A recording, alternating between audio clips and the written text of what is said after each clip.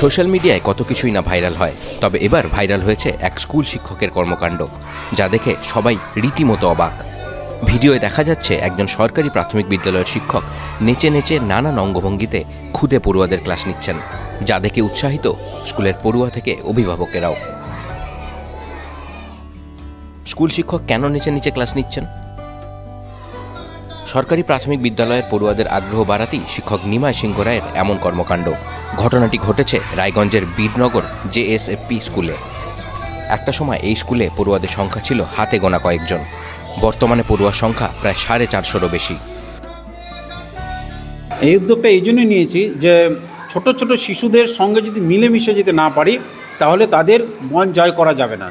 আনন্দদায়ক পাঠদান এবং জয়পুর লার্নিংয়ের মাধ্যমেই তাদের মনকে জয় করা যাবে। আমি দীর্ঘদিন যাবৎ এই স্কুলের শিক্ষকতার সূত্রে তাদেরকে এইভাবেই পাঠদান করার চেষ্টা করি, যার সুফল হিসাবে আমাদের স্কুলের ছাত্র সংখ্যা বৃদ্ধি পেয়েছে, স্কুলে ক্লাসে ছাত্রদের উপস্থিতি বৃদ্ধি পেয়েছে।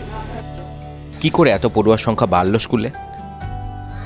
অনেকের দাবি, শিক্ষক নিমাই সিংহ রায়ের কর্মকাণ্ডের জন্য পড়ুয়ার সংখ্যা আজ এত বেড়েছে। তারই অভিনব পড়ানোর ধরন দেখে খুশি পড়ুয়া থেকে শিক্ষকরাও।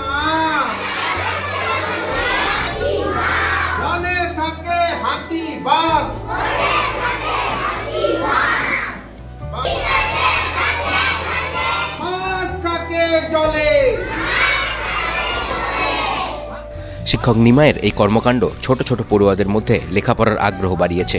এই শিক্ষক জানিয়েছেন, অন্যান্য স্কুলের শিক্ষক শিক্ষিকারাও যদি এভাবে পড়াতে চান তাহলে তিনি সর্বতোভাবে সাহায্য করবেন।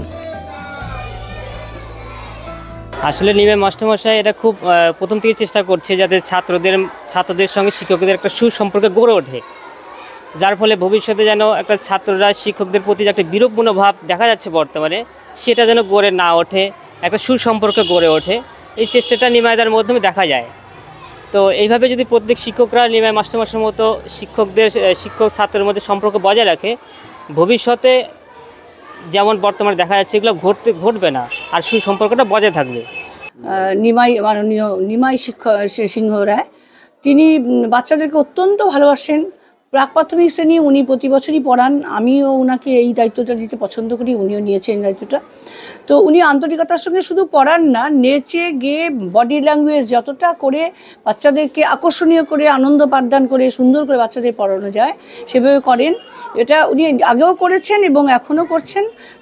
সেটাকে আমি আন্তরিকভাবে সমর্থন করি এবং মানুষ করার কারিগর যে শিক্ষকরা হয় সেটার একটা প্রকৃষ্ট উদাহরণ হিসেবে আমি মনে করি এই মাস্টারমশাইকে, যে উনি যেভাবে বাচ্চাদেরকে এন্টারটেইন করেন এবং বাচ্চারা প্রথম যখন এসে প্রাক প্রাথমিক শ্রেণীর বাচ্চারা কান্নাকাটি করে বা পড়াশোনায় মন দেয় না, সেই সময়টা ওরা যখন করে এবং আমাকেও ডেকে নিয়ে যায়, আমিও যাই, গিয়ে ওদের সঙ্গে নাচ গান করি।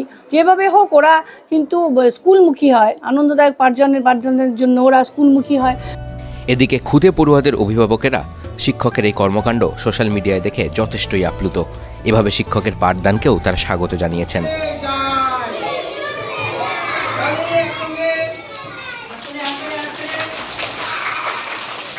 ওনার ভিডিওটা দেখে খুব ভালো লাগছে, আর বাচ্চারাও খুব আনন্দিত।